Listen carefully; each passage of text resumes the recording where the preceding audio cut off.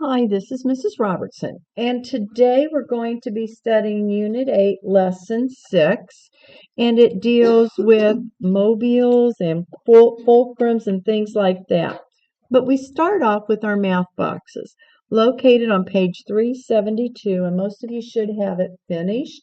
We're going to go over how to get the right answers with you, and then we're going to go into our lesson. All right, I was really impressed with how many of you know the formula. You remember the formula for volume. Volume equals length times width times height. So to get the answer to this, you're going to have 8½ times 6½ times 3½ Now, if you are multiplying as fractions and you're not changing them to decimals, that would be 17½ times 13/2 times 7/2. There is no advantage to doing it like this because there are no shortcuts.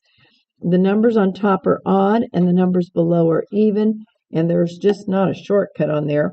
The easiest way to do these problems would be to change it to a decimal. How many of you changed yours to a decimal? Very good. So you would have had 8. Oh, that one's not right. Let me find another one. Here we go. You'll have 8.5 times 6.5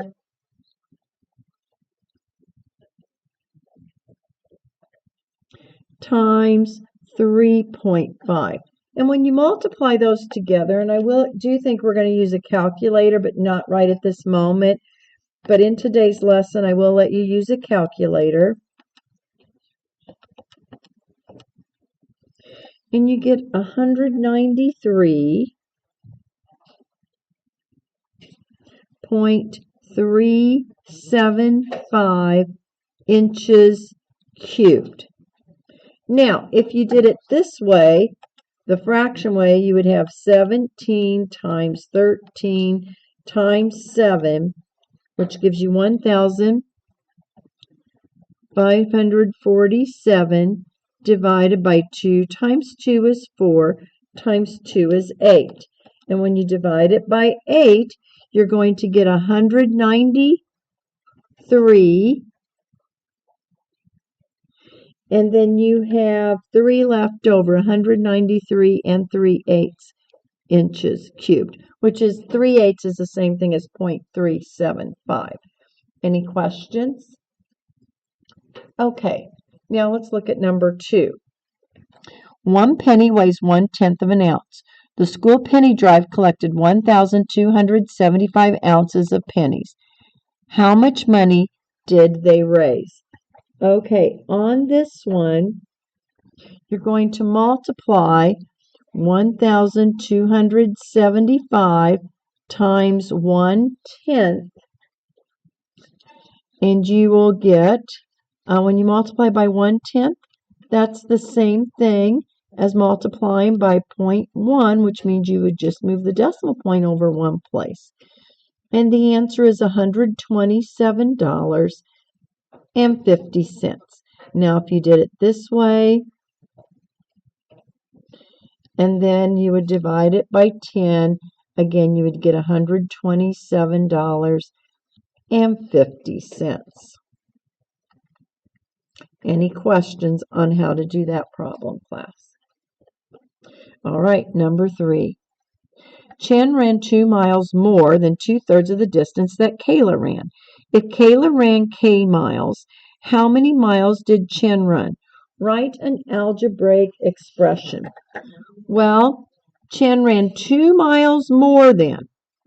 So it's going to be plus 2 and 2/3 of Kayla. So you're going to have 2/3, I'm going to use K for Kayla, plus 2. You could have said 2 plus 2, whoops, let's write that right, 2/3 K. Either one of these would be correct. Any questions? You don't have to get the answer because we don't know how far Kayla ran. So since we don't know how far she ran, we can't get the exact answer. Number 4, write an equation for each statement, then solve. So they want us to find the answer after we write the equation. Of means to multiply. Is means equals. Now, you have to change a percent to a decimal. What's the decimal for 125%? I know, yes. Excellent. So we're going to change that to 1.25. Of means times x. And you can just put the x next to the number because that means it's multiplying. Is means equals 625, all right? Does everyone have that written down? Okay. Now, how do we undo multiplying to solve for x? What's the opposite of multiplying? Yes. Divide. So to get our solution, I'm going to divide both sides by $1.25. And 625 divided by 1.25 gives you the answer. X equals, did everyone get 500? That's the answer. 1/4 of y, that means 1/4 times y is means equals 9. What's the opposite of multiplying by 1/4, Aaron? And when you divide by fractions, what do you do to it? Keep, change, flip. We're going to multiply both sides by 1/4 flipped. Okay, so there's my equation. Now I'm going to solve my equation. 1/4 flipped is 4/1, right? And that cancels out. So then I end up with y equals, what's 9 times 4? Yes. 36. Y equals 36. Any questions? All right, thank you for coming to class. We're going to skip number 5, and we're going to now go to the problems in our lesson. And the problems in our lesson, we're going to go to page 369. So everyone, go to page 369 in your math journals. And some of these we're going to skip because they really are 8th grade standards. So, all right. Here we go. Is everyone ready? Yes. Quentin? Okay, in our math message, it says draw the balance point on the dot plot to indicate where the mean is. Well, the mean, you add them all together and divide by however many dots you have. So what am I going to do? It's 1 plus 4 plus 5 plus 8 times 4 is 32. When I add them together, I get 42 divided by how many dots? 1, 2, 3, 4, 5, 6, 7. 42 divided by 7 is what? 6. So we're going to put the fulcrum under the 6. Now the fulcrum is the thing where it balances on. Okay? Now it should be even. This is, if you have 4 eighths, that's 32. And then this should all balance out because it's closer to the side. We'll go over the little formula on it here in a moment. Now it says, add 3 more dots while keeping the sides balanced. Okay, well, if you put 2 dots above the 7 and a dot above the 4, it should be balanced. Okay, because we've added 14 and then a 4. This one's a little heavier than on this side, but this side it's spread out. We're going to talk about how to do the spreading out of the distance and things, okay? Now, we are not going to do this section here because we don't have the materials, so just draw an X through that. And we're going to go to the next page to figure out how to support our math message. So let's go to page 370.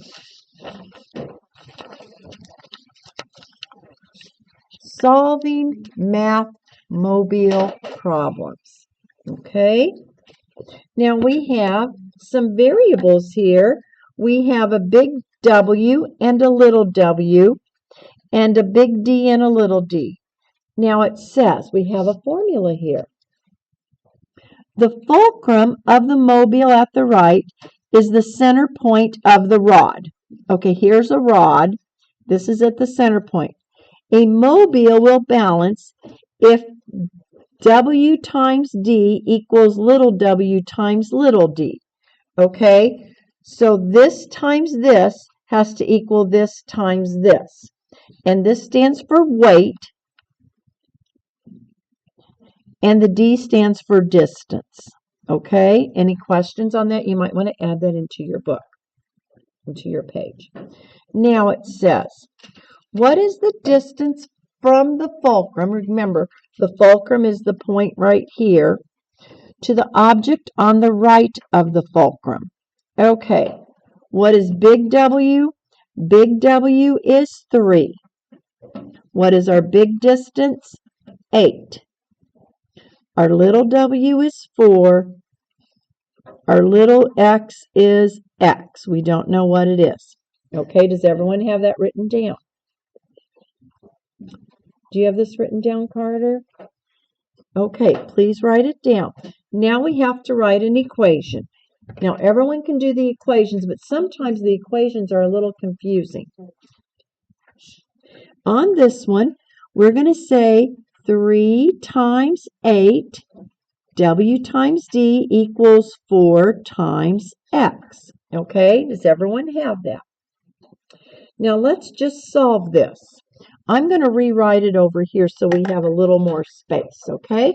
So 3 times 8 equals 4 times X. What's 3 times 8? 24 equals 4 times X. We have to get X all by itself. What's the opposite of multiplying by 4? Divide by 4. Divide by 4. What's 24 divided by 4? Yes, 6. So the solution is 6. The distance is 6 units. Any questions? Right now, circle your work so I know that everyone has their work shown. Thank you. Now we're going to go to another one. As I said, everyone can write the equation, but to solve the equation like an algebra student, it's a little bit hard because this is an 8th grade standard. All right, our big W is 20. Our big D is X. Does everyone see where I got that? Our little w is 15. Our little distance is X plus 3. Does everyone have that written down? Am I going too fast? Okay, now all you do is we're going to multiply this, and it's going to equal this when we multiply it. So let's just write that down. Our equation is 20 times X equals 15 times, you've got to put this in parentheses, X plus 3. Does everyone have that? Okay, now I'm going to show you how to solve this equation. And then we'll see if there's another way that you could guess to get the right answer. Okay? Now we have to use the distributive property. Some of you are not focusing. Please focus while I'm doing this. This is a hard problem.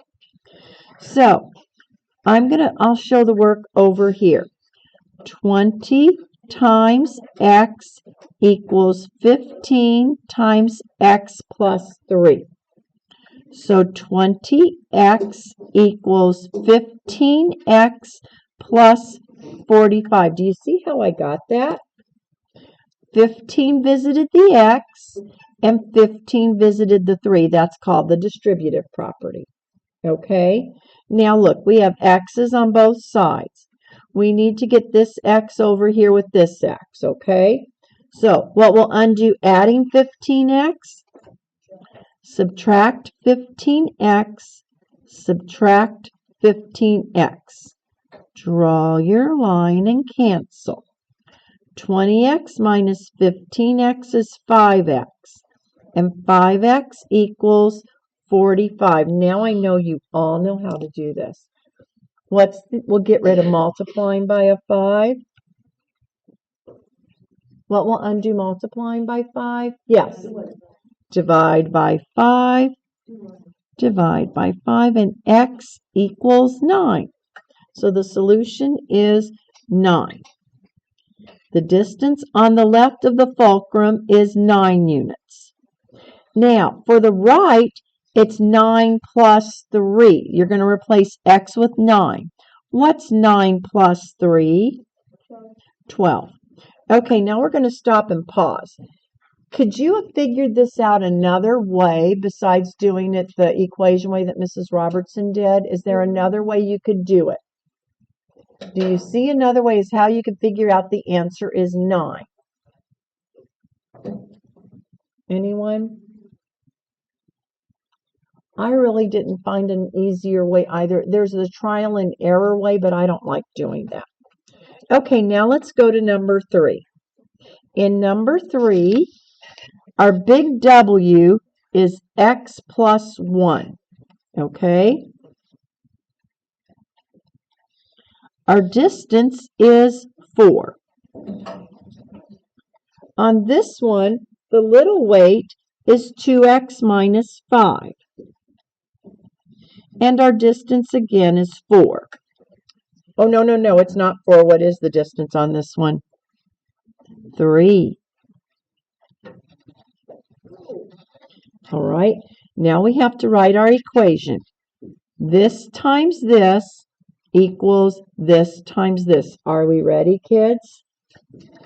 All right, I'm going to put the 4 first. 4 times x plus 1 equals 3 times 2x minus 5. Did everyone get that? Okay, now I'm going to show you how to solve it, this equation. We have to use the distributive property, and then we have to get x on one side. You are ahead of my advanced class. My advanced class hasn't done anything close to this yet. We're about a week away from doing this. So you are doing things that my 7th grade level math class has not done yet. So let's continue. So here we have, I'm going to rewrite it over here. 4 times x plus 1 equals 3 times 2x minus 5. The distributive property, 4 times x is 4x, plus 4 times 1 is 4. 3 times 2x is 6x, and 3 times 5 is 15. Okay? Now, kids, this time I want to get this x over here because I don't want to have negative numbers. You've not learned how to do negative numbers yet. So I'm going to get rid of the 4x so it goes over on this side. Does everyone see? Here we go. Minus 4x, minus 4x. Draw your line and cancel. Did everyone write that down? 4 equals what's 6x minus 4x? 2x minus 15. Now, you kids know how to do it now. Okay? We have to get rid of a minus 15. What will undo subtracting 15? Adding. Very good. Add 15. Add 15. Draw your line and cancel. Very good. Now, you end up getting 4 plus 15 is what? 19 equals 2x. What will undo multiplying by 2? Divide by 2. Divide by 2. And 2 will go into that.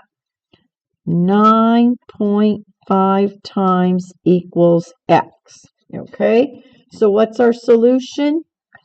9 9.5. Now, here, if you replace x with 9.5, what's 9.5 plus 1 going to be? 10.5. How did I get that?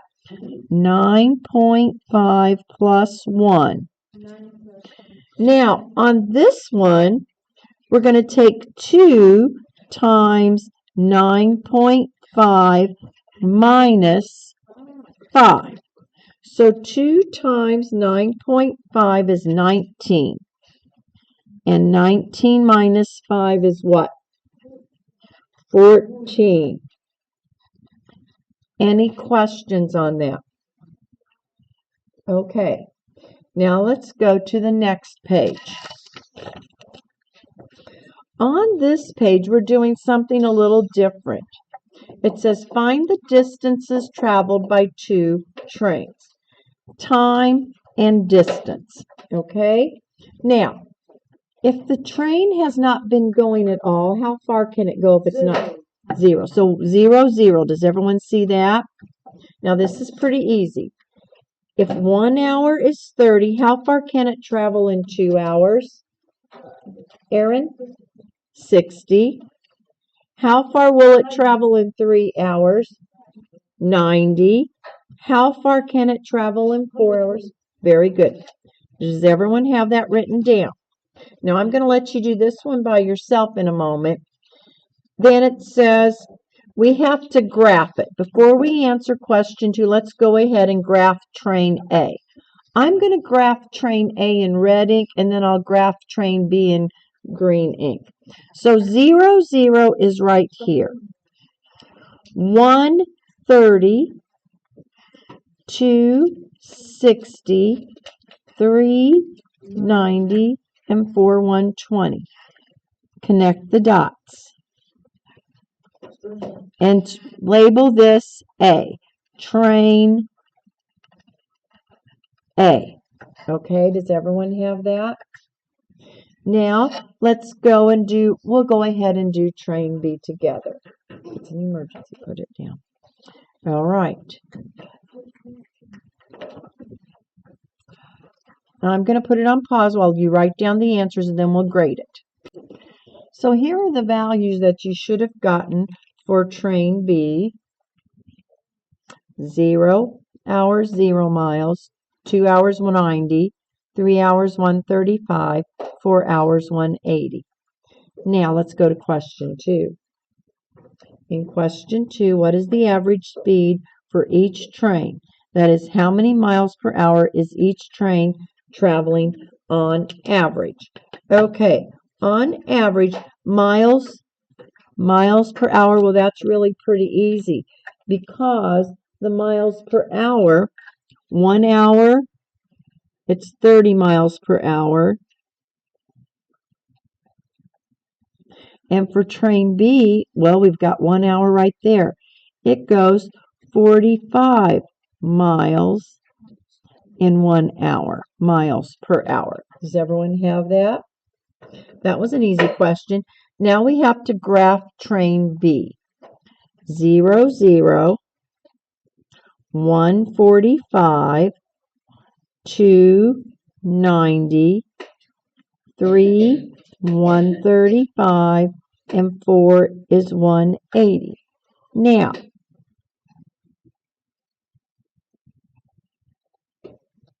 train B. Now for part 4, does everyone have their train B line drawn? Good. Describe a relationship between the speeds of the 2 trains. How fast does train B travel compared to train A? Well, we all know which train is going faster. Yeah, train B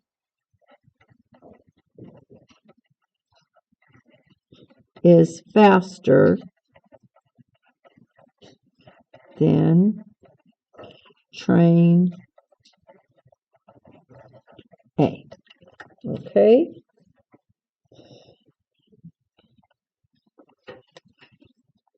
And it's 1.5 times faster.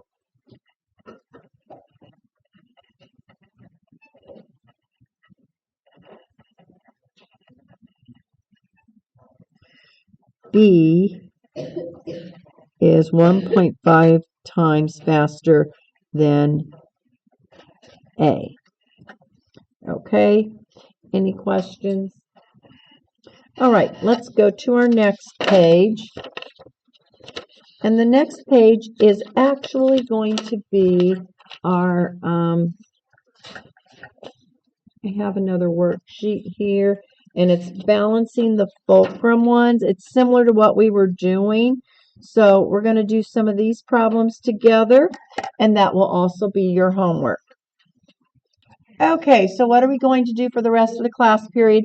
You're going to do this and then your home links. I'm going to tell you a couple of the problems you don't have to do on this, but on this worksheet, we're going to do, everyone should be able to do 1 and 2. 3 and 4 are like the hard 8th grade problems. So put a star. You don't have to do 3 and 4, but some of you might enjoy the challenge. On your home links tonight, I want you to do, you have to do number 1. Number 2 is a bonus. Number 3, you don't have to do, just put an X when you do that. However, on the home links tonight, and I have copies of it here for you if you don't have your home links, you do have to do all 4 of those. All right, so that's what we're going to do. I'm going to do I will do number 1, and then we'll figure out what the answer is for these. For number 1, and then you have to do number 2 by yourself. Here we go. What is the weight of the object on the left side of the fulcrum? Well, we know that W plus 3 equals 5 plus, it's not, excuse me, I made a mistake. It's not adding. You have to multiply them. W times 3 equals 5 times 6. Now, where did I get these numbers from? Here, this is considered the fulcrum. This is your weight. We don't know what the weight is, but we know the distance is 3. Here we know both of them. We know the distance is 5 and the weight is 6. So our equation, I'm going to rewrite it, 3W equals 5 times 6. 3 times W, 5 times 6 is 30. Divide both sides by 3, and what's the length of, or what's the weight of W? What's 30 divided by 3? Thank you. So the solution, the weight, W equals 10. Now, number 2 is similar to that. So go ahead, you'll get an equation, and then you get a solution. All right? Go ahead and do these problems. And when you're ready for your home links, if you don't have your home links here with you, I have a worksheet for you to do right here. Have a good day.